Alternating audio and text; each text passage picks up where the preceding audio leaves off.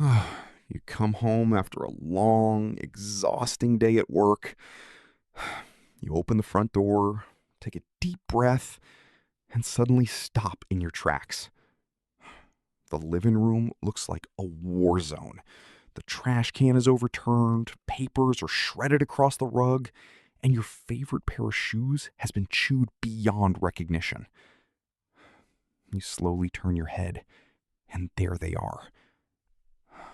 Your dog is sitting in the corner, shoulders hunched, ears pinned flat against their head, and they're giving you those giant, sad whale eyes looking up at you. In that moment, you think to yourself what every single dog owner on the planet thinks. They know exactly what they did. Just look at that face. Look at that guilt. But what if I told you that the entire scientific community has proven that your dog has absolutely no idea why you are angry?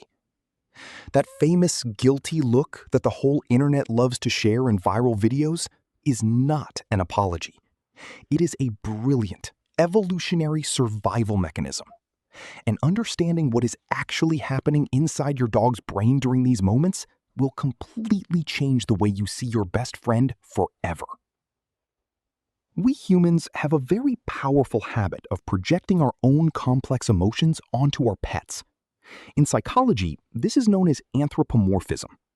We give our dogs human characteristics because we love them and because they are a part of our family. When we feel guilty after making a mistake, we apologize. So when our dogs look sad after making a mess, we naturally assume they are feeling the exact same moral regret. But a dog's mind is not a human mind. Their brains are incredibly sophisticated, but they operate entirely in the present moment. To truly understand this, we have to look at one of the most fascinating behavioral studies ever conducted on domestic dogs. Back in 2009, a renowned cognitive scientist named Dr. Alexandra Horowitz from Columbia University decided to finally put this guilty look to the test. She wanted to know if dogs actually feel remorse for breaking a rule, or if something else was going on entirely. The experiment she designed was brilliantly simple. She gathered a group of dogs and their owners in a room. The owner would place a highly desirable treat in front of their dog, explicitly command the dog not to eat it, and then leave the room. But here is where the genius of the experiment comes in. Once the owner was gone, Dr. Horowitz manipulated the situation. In some cases, the dog ate the treat. In other cases, the dog was perfectly obedient and left the treat alone. However, when the owners returned, the scientist would sometimes lie to them. She would tell an owner whose dog had been good that the dog had actually eaten the treat. Naturally, those owners would playfully scold their dogs. And the results were completely mind-blowing. The dogs displayed the guilty look every single time their owners scolded them, regardless of whether they had actually eaten the treat or not. In fact, the dogs who were completely innocent but were scolded by their misinformed owners showed the most exaggerated guilty looks of all.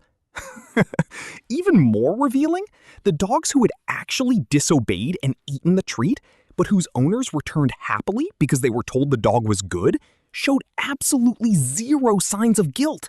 They wagged their tails and greeted their owners with pure joy. The conclusion of the scientific community was absolute. The guilty look has nothing to do with what the dog did in the past. It is a direct reaction to what you are doing in the present. So, if it is not guilt, what exactly is it? Animal behaviorists call this an appeasement behavior. To understand why your dog does this, we have to travel back thousands of years and look at their ancestors, the wolves. Wolves are highly social animals that live in structured family units, or packs. In order to survive, they have to maintain peace within the group. If tensions rise, or if a more dominant member of the pack becomes aggressive or angry, the physical safety of the other wolves is at risk. To prevent a dangerous fight, wolves developed a series of submissive body language cues. These cues act as a universal white flag. When a wolf pins its ears back, lowers its head, tucks its tail, and avoids direct eye contact, it is communicating a very clear message. I am not a threat to you. Please do not hurt me. Let us calm down. Your domestic dog still has this ancient software hardwired into their brain. When you walk through the front door and see your destroyed living room, your body language changes instantly. You might not even realize it, but your shoulders tense up, your breathing becomes shallower, your facial expression hardens, and the tone of your voice drops. Your dog is an absolute master at reading human body language. They can detect these microscopic changes in your demeanor in milliseconds.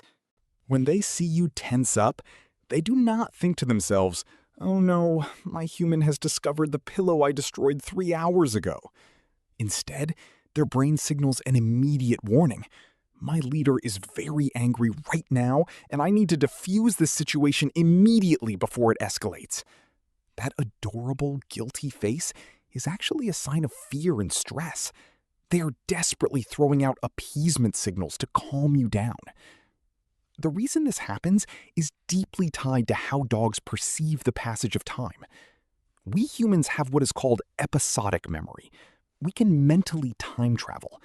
We can sit on the couch and vividly replay an argument we had yesterday, or worry about a meeting we have tomorrow. Dogs do not experience time this way. They live in an eternal, continuous now. They learn primarily through associative memory. This means they connect two events that happen at almost the exact same time. If a dog is repeatedly scolded long after an event has occurred, they do not learn to stop the bad behavior. Instead, they just learn that their owner is unpredictable and sometimes scary when they come home. This can lead to chronic anxiety, which, ironically, often causes more destructive behaviors like chewing and digging when they are left alone. So, how do we use this science to become better best friends to our dogs? The solution is incredibly simple. If you do not catch your dog in the exact act of doing something wrong, you have to let it go. If you come home to a shredded newspaper, take a deep breath, silently clean it up, and move on with your day. Instead, focus on management and positive reinforcement. Set them up for success rather than waiting for them to fail. Our dogs may not have the capacity to feel complex moral guilt, but they have an immense capacity to feel love, joy, trust, and fear. When we take the time to understand the world through their eyes, we build a relationship based on clear communication and mutual respect. If this deep dive into canine psychology helped you understand your dog a little better, please hit that like button and subscribe for more fascinating science. And I would love to hear from you in the comments below. What is the most ridiculous mess your dog has ever made that resulted in the ultimate appeasement face? Thank you so much for watching, and I will see you in the next video.